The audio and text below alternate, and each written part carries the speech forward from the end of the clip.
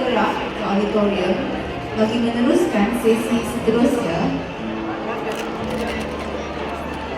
Modul 3, Strategic Landscape for Malaysia's Herbal Sector R&D, Product Development and Commercialization Pathways, Slot 1, Nanoherb Innovations, Turning Plant Extracts into High Performance Products by Prof. Dr. Lee Wang Ho from University Science Malaysia. Terima kasih.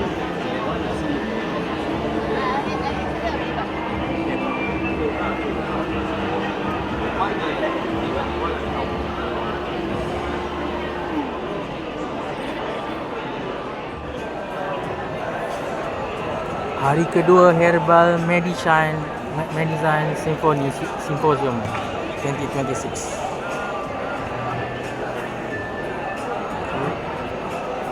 Herbal Medicine Symposium 2026.